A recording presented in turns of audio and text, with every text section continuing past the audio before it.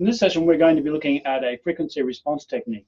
The textbook, in actual fact, goes through two techniques. It goes through the Bode plot technique, and also it talks about the Nyquist technique.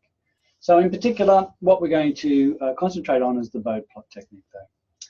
So the frequency response technique provides a process whereby the design of feedback control systems are obtained through gain adjustment and compensation networks. The frequency response technique is older than the root locus method. While not as intuitive as the root locus technique, the frequency response method does yield a new vantage point from which to consider feedback control systems. Now, when considering Bode plots and plotting the frequency response, there are two ways in which you can plot that frequency response. You can plot it as a function of frequency with separate magnitude and phase plots, or you can plot it as a polar plot where the phasor length is the magnitude and the phasor angle is the phase. We're going to concentrate on approach one. When plotting those separate magnitude and phase plots, the curve that you're actually going to plot out with the magnitude is going to be the magnitude in decibels versus the log of the frequency, omega, where decibels is going to be 20 log of the magnitude. Now the phase curve is plotted as the phase angle versus the log of the frequency omega as well. Right, so why don't we have a look at a quick example just to plot out some of the basic structures that we've been talking about. So determine the analytical expression for the magnitude frequency response and the phase frequency response for this following system.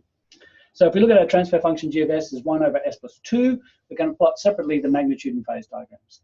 Now to do this, we have to go about looking at the function in terms of j omega. So if we set s equal to j omega, plug that into our transfer function g of s, then obviously we'll have our function g in terms of j omega. So let's do that. Do the complex conjugate. We're able to simplify that down further, and then we'll find that we have an expression for our j omega of 2 minus j omega divided by 4 plus omega squared. Remember, we have to find the magnitude of this. That's not the absolute value, the magnitude of that. So to do that for a fractional complex number, you go through, of course, and you find the magnitude for Z1, we'll call the numerator, and of course for Z2, the denominator. So we do that, some little expressions, and then by definition, if we're trying to find the magnitude of one complex number divided by another complex number, then it simply is the magnitude of the first complex number, the numerator, divided by the magnitude of the other complex number, the denominator. So plug in our values that we just finished calculating above, a little bit of algebra, and of course it's going to drop out that our magnitude is going to equal 1 divided by the square root of 4 plus omega squared. All right, so that's our magnitude, and again, as you see, it's in terms of j omega, or omega in general. So therefore, if we want to go about plotting our separate magnitude and phase diagrams, that's in dBs we were talking about beforehand, so that's going to be 20 log of that magnitude, and therefore you're plotting 20 log, in this case, 1 divided by the square root of 4 plus omega squared versus the log of the frequency omega. So that's pretty cool, pretty typical kind of shape that you get. As you can see, it's a logarithmic scale because of taking the log to get our decibel scale. All right, and our frequency also is in logs as well because we're taking the log of omega. The phase angle of Gj omega is defined as phi omega, which equals negative tan of omega over 2. So therefore, again, when you're plotting that out, you want to plot that particular expression versus the log of the frequency. Again, log graphs required, and again, that's kind of a typical shape that we will get. All right, so when you're using the Bode plot, there's a range of different characteristics. Now, these are either design characteristics or could be analytical characteristics. It depends, but if it says things like in the design that has to have a particular gain margin or particular bandwidth for argument's sake, then obviously they're design features. And then if you're analyzing and you're checking on these things and trying to determine what the the phase margin is, whatever, then obviously it's an analytical tool. So the gain margin is the amount of gain that increases or decreases that is required to make that loop gain 1 or unity, and it's found by using the phase plot to find the frequency omega GM for gain margin, where the phase angle is 180 degrees. Now at this frequency, we look at the magnitude plot to determine the gain margin, which is the gain required to raise the magnitude curve to the 0 decibels. The phase margin, similarly, the phase margin is the difference between the phase of the response and negative 180 degrees when the loop gain is again 1 or unity, and it's found by using the magnitude curve to find the frequency omega PM, phase margin, where the gain is 0 dB. Now on the phase curve at that frequency, the phase margin phi m is the difference between the phase value and 180 degrees. Note that the frequency, omega PM for phase margin, at which that magnitude is unity, is called the unity gain frequency or the gain crossover frequency. In terms of bandwidth and stability trade-offs, it's generally found that gain margins of 3 or more combined with phase margins between 30 and 60 degrees result in reasonable trade-offs between bandwidth and stability. Again, 0 dB, where we've got our frequency much less than 1 from the Bode plot. You read directly along the 0 dB line and then onto the frequency axis, so 0 dB occurs at that particular value. For 180 degree frequency, again from the Bode plot, you read directly along the 180 degree phase line and then onto the frequency axis. Closed loop bandwidth, again, the value at which the magnitude response curve is 3 dB, down from its value at 0 frequency, and the damping ratio, there's a relationship between the damping ratio and the phase margin. The textbook has this little diagram that you can quickly look up. So if you know a damping ratio of say 1.8, then you know that your phase margin is going to be around about 80-ish. So that enables you to, without having to do a calculation because you've already got the graph plotted out there. But the point of the matter is that you might know what the phase margin is for argument's sake. That might be the design characteristic, but you may not know what the damping ratio is or vice versa. So by doing that, once you have that information, of course, you can calculate a whole range of things. So here we have our phase margin. So if you know what the damping ratio is, you can calculate your phase margin or vice versa. If you know what your phase margin is, you can then rearrange that to find, again, what your damping ratio is.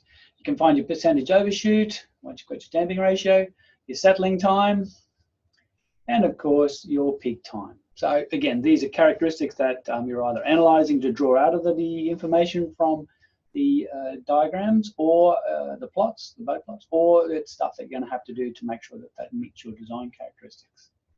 So when you're designing, in this case, we're going to concentrate on transient response via a gain adjustment. So we're going to approximate to a second order system. And again, there's that plot that we were talking about before that enables us to have a relationship between the phase margin and the damping ratio. So it's a bit of calculation. Again, using that formula from above, you can go about calculating your damping ratio. And of course, as you can see, there's your overshoot. So pretty much what we're doing is consequently by varying the phase margin, we can vary the percentage overshoot. So once we are able to either define our phase margin, we can go about finding our damping ratio or vice versa, as we said. And then, of course, we can calculate our percentage overshoot based upon the relationship arising from the phase margin and the damping ratio. So what they're saying here is that if we consider, this Bode plot, and what pretty much we're doing overall is, with the Bode plot, you're looking at the magnitude and the phase. So again, think of that curved graph that we had beforehand. We're just concentrating on looking at this particular design feature and seeing what the effects are. So as we say, we varying the phase margin will vary the percentage overshoot. So this particular idea here is that we're looking at the gain adjustment for a desired phase margin. So really what we're doing is that as we go through, our intention is to have a phase margin defined by this line CD. So therefore then, once we've defined that as our, our design characteristic, then what we can do is figure out how much we have to increase the gain by, or in this case, we're going to increase the gain, but it might be decrease the gain at other times. So therefore then, what we're doing is a little small calculation to take that into account. So going back, our intention is to have a phase margin defined by the line CD. The design will need to ensure to raise the magnitude curve by that little space AB. The manner that a minor adjustment of the gain can be employed to, as part of the design procedure, to set up a specifically desired phase margin, and consequently, once you do that, you're able to calculate the damping ratio and then, of course, be able to count your amount of percentage overshoot. Using the open loop frequency response and assuming dominant second order closed loop poles, it's possible to use the following design procedure to determine the gain to meet specific percentage overshoot conditions. So using a convenient value of gain, generate the Bode magnitude and phase plots by employing the relationship between the damping ratio and overshoot, the formula, and the relationship between the phase margin and damping ratio. It's possible to determine the desired phase margin from the percentage overshoot. So then what we do is determine the frequency, omega, as we see on the Bode plot, on the phase plot, which yields the desired phase margin, which is our CD line, and then alter the gain by the amount AB to force the Bode magnitude curve to go through the 0 dB point at that particular frequency for that phase margin. And then the gain adjustment is the amount of additional gain necessary to produce that required phase margin that you're setting in your design. All right, so why don't we have a look at that? So that's the background mathematics, as always. Let's look at the application of it. So we have this particular control system here. We have a preamplifier of K, a power amplifier of 100 divided by S plus 100, a motor and load of 1 over S plus 36, and then a shaft velocity of 1 over S. And then, of course, we've got unity feedback. So using only frequency response methods, determine the preamplifier gain value K in order to yield a 9.5% overshoot in the transient response for a step input. Okay, from the figure, pretty much we've just got our transfer function, output over input, so cascade all those things together, and we end up with 100K divided by S into S plus 36 multiplied by S plus 100.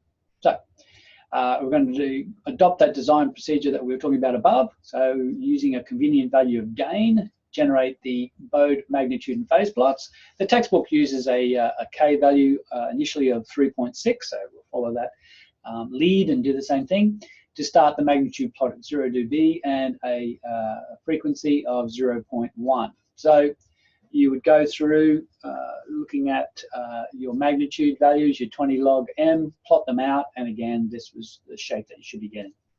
We're going to give that to you so you don't have to worry about plotting it out. Then the second part of the strategy was the employment of the relationship between the damping ratio and the overshoot and the relationship between the phase margin and the damping ratio. We indicated that it was possible to determine the desired phase margin for that particular percentage overshoot. Well, we were told as a design feature, we want 9.5% overshoot. So therefore, we can determine the damping ratio and then ultimately the phase margin. So again, from our relationship between the damping ratio and the percentage overshoot, we have that little formula, plug all our numbers in, do a bit of algebra, and finally we come up with a damping ratio of 0.6. Then we can calculate our phase margin, so again, just using that formula. So we get a phase margin of 59.2 degrees. Okay, good. The next thing is, this is this CDAB business from that little diagram above. Determine the frequency, omega phi phase margin, on the Bode phase plot, which yields the desired phase margin CD as indicated in the figure above. So we're going to look at our Bode phase plot, and we're talking about a phase margin of 59.2 we just calculated. So the phase margin is the difference between the phase value and 180 degrees by definition. So as you can see, that's 59.2 minus 180, which is negative 120.8. So when we look at our phase diagram, we can plot that out, we bring it across, we hit that particular phase plot, and of course we end up with a frequency of 14.8 radians per second. When you're doing a problem, it's a good idea to jot those things down and mark them on the diagram so that you demonstrate what you've done and demonstrate your knowledge and understanding, of course. So keep that in mind, that's very important. So now we're well on our way, aren't we? So if we look at our next part of the strategy, alter the gain by the amount AB to force the Bode magnitude curve to go through 0 dB at that particular frequency for our phase margin. Now the gain adjustment is the amount of additional gain necessary to produce that required phase margin. So we always plot them magnitude and then phase. So we just figured out, as you remember, that we're looking at for that particular 9.5% overshoot that we want 14.8 radians per second will be the actual frequency. So again, demonstrate you know what you're doing, mark it on the diagram, take it up, and then across to see what the magnitude is. So when you do that, you'll be able to read that off at about negative 44.2 dB, and of course there's inaccuracies in these diagrams, but pretty much that's there's going to be plus or minus margin. So we've done that, we're well on our way. So extrapolating that frequency of 14.8 radians per second on the magnitude plot, the gain can be seen, as we saw, read off to be negative 44.2 decibels. Now, in raising this gain to 0 dB, so as to yield the desired phase margin, then as the log magnitude Bode plot was generated with design constraint of a gain, remember initially of 3.6, the book wanted us to use. So with a 44.2 dB increase, it correlates to a new gain, K2, which can be determined using example 10.10. It gave some guidance there, that the Bode magnitude plot can be defined as 20 log of the magnitude, as always, which equals 20 log of K2 on K1, which obviously has to equal overall 44.2 dB. Plug in our values, do a bit of algebra, and of course, ultimately we find that K2 equals 583.9. Now remember, originally this was our transfer function, 100K divided by S into S plus 36 multiplied by S plus 100. So therefore then, when you adjust it for that open loop transfer function, keeping in mind that was the whole point, getting 0.95 overshoot, then of course we're going to end up with 58,390 divided by S into S plus 36 multiplied by S plus 100. So as you can see, by following that little algorithm, we can very, very easily go about following up on those design characteristics. In this case, a 9.5 overshoot, work out our damping ratio, our gain margin, and then of course using our Bode plots, enabling us to ultimately figure out what the gain adjusted open loop transfer function is. All right, now in a general sense, we can have a range of compensators, lead and lag ones. A lead compensator can increase the stability or speed of a response of a system, while a lag compensator can reduce but not entirely eliminate a system's steady state error. Now, depending upon what the desired design characteristics are, one or more lead and lag compensators are able to be used in various combinations. The transfer function form of system description is usually used in lead or lag and lead lag kind of compensation designs. So lag or phase lag compensation using frequency response, and what you're going to find is that we'll have to use a transfer function like we see here, and this is one valuable technique used basically by control system designers. In some ways, the lag compensators are considered to be the best controller to adapt to a new system to do what you want it to do. Like other compensators, lag compensators can be used to adjust frequency response by the addition of equal numbers of poles and zeros to the system under consideration. And these added singularities may possibly be manipulated to provide better performance and establish better stability. So that's a little transformation that you have to do. Now, lag compensation arises from the typical phase margin response for the compensator as always being negative or lagging in phase angle. And the significance of adopting the lag compensation is that while avoiding instability, you do improve the static error constant by increasing only the low frequency gain, or you can increase the system's phase margin in order to yield the desired transient response. Now, a key feature is that the low frequency gain of the system can be driven high to yield a greater velocity constant kV without resulting in instability. The stabilization effect of the lag network arises since the gain of 180 degrees of phase is reducing below 0 dB. Now, careful design results in the magnitude curve being reshaped so that the response goes to 0 dB at the desired phase margin. Then, consequently, both your velocity constant kV and the desired transfer response can be attained. Lag compensators, the advantages and disadvantages of them. Well, lag compensators moves the crossover to a low frequency, which keeping the phase curve unchanged. There's a decrease in bandwidth for open and closed loop systems. There's an increase in rise time, and the system operates at a slower rate. Now, since the phase curve is untouched, lowering the gain crossover can improve the phase margin and the gain margin. Now, the lead or phase lead compensation using frequency response, again, you have to go through using this little transformation.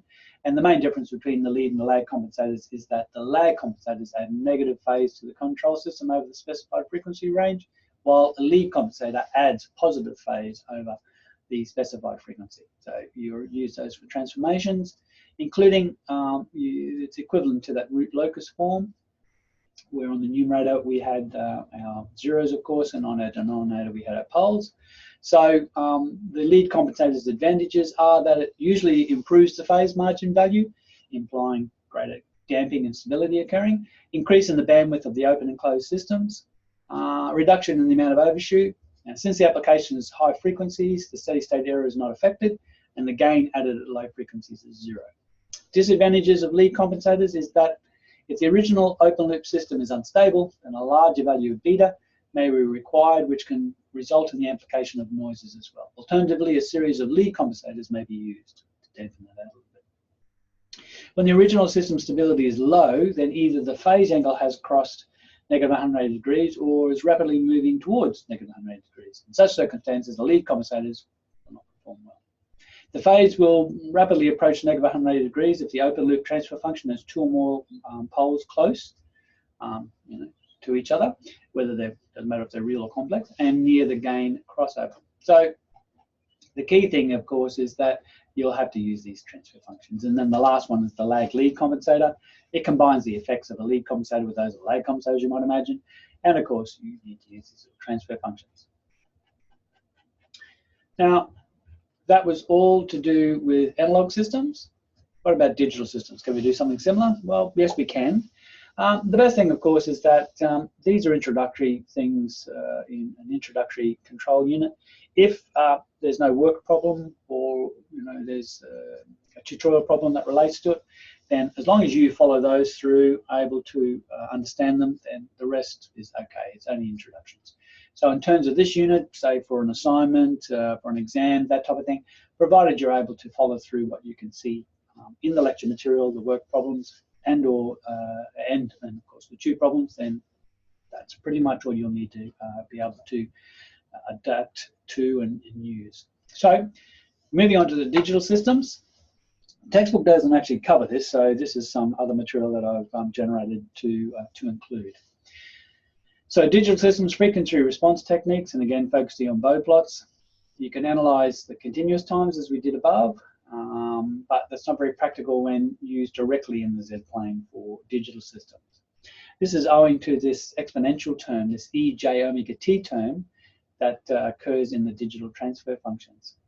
So when you go about determining the frequency response. Now, although it's possible to draw a Bode plot for these digital systems, we have to go about transforming the system into the omega plane by making this following substitution.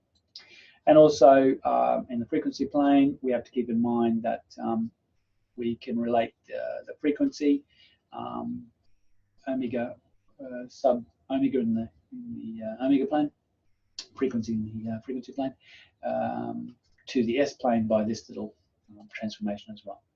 Now, the commonly adopted approach is to use similar transformation as the one above, known as the omega dash or the frequency dash transformation, which gives a closer correlation between the frequency in the S plane and the omega dash plane, frequency plane, and we use these transformations.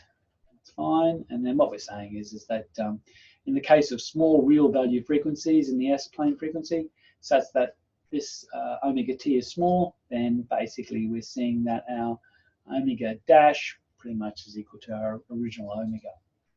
So as a consequence, the omega dash frequency is approximately equal to the S-plane frequency. However, this approximation is only valued for obviously those small values of omega t. So what that means is that ultimately you can see that omega, the sampling frequency in radians per second, it means that this is going to be less than this is going to be less than 1/10 of the sampling frequency. So again, these are pulling out from the mathematics. So let's see if we can apply those things. And looking at this particular problem, we'll see that we'll be able to look at some of the transformation properties. So consider this particular digital system. The sampling time or sampling interval is 0.1 seconds. We're going to draw the Bode plot and determine the stability of the system. From the figure, we can see that G of S, or G1 of S in this case, is defined as 5 divided by S plus 5. And look what happens. We've got that 0 order hole cascading with it. So there's my G1 of S, and we have that 0 order hole. And again, this is nothing new to us. This is the typical approach that we used. And what we do, as you can see, we move the denominator S over onto the transfer function G1 of S, and then we proceed to find our Z transform. Nothing different to what we've done beforehand. So, and then we want to concentrate on this particular term, and we're going to go about finding the inverse Laplace transform. So we do that, and of course we're going to have to use our partial fractions. So form a common denominator, all good, and then of course evaluate those particular coefficients. So we find that our partial fraction expansion looks like this.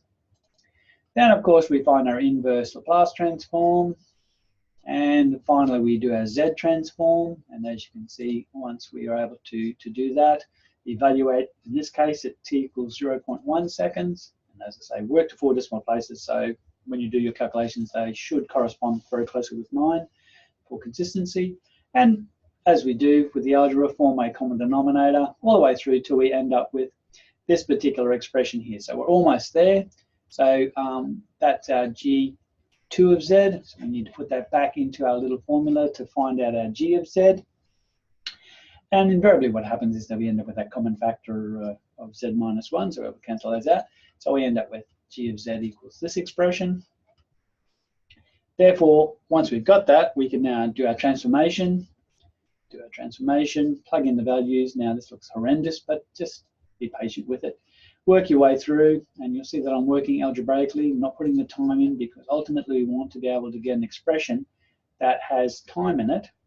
And as we get closer down here, the book likes to, with the denominator, divide through whatever, you know, term that we have, whatever number we have here, so that makes it unity here. So when you do that, you end up with this expression. Now I want you to go through and do it algebraically to get that expression, because then it won't matter what time, sampling time it is. In this case it's 0.1, but we need to get it into that algebraic form. Plug in your 0.1 seconds, and of course your G omega dash will ultimately equal this expression here. Now that's great, but if keep in mind that's our G omega dash expression. We're trying to do a Bode plot, so we need to find the magnitude of that frequency response. And also, obviously, the phase can now be calculated. How we do that is we go about setting omega dash equal to J V, just like J omega, but the V now is the term we're going to use for the frequency. Keeping in mind a little bit of work there with regards to what happens when you take the magnitude of a complex number. So as we work through, again, this is all first year mathematics, follow through with your algebra, make sure you work through that and follow that completely so you've got good understanding.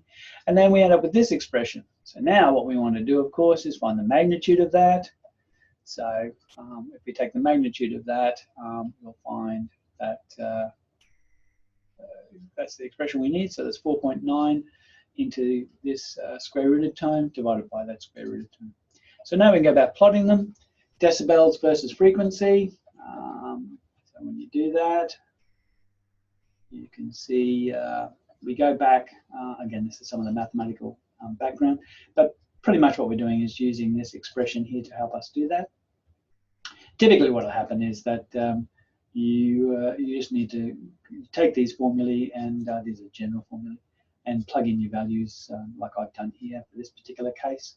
So that's your general formula for your phase form. Plug your values in and then just evaluate, and it all should drop out. And now you can plot out your, as you can see, your magnitude and your phase plot. And again, those kind of characteristic sort of shapes, toe shapes, curves that you can get. And of course, you can start analyzing that. The key thing here is, as an introductory unit, you'll find that we'll spend most of our time just doing what we've done here. As I say, if you can follow through the problems that we've done, that I've worked in the lecture problems, in the lecture notes, and also the ones in the tutorial, if you can do those, then you should feel quite comfortable, and that's really all we need to be able to be proficient with. So really, what we've seen is that there are the Nyquist and the Bode plot frequency response techniques, but we're going to concentrate just on the Bode plot, whether it's for the analog or the digital systems.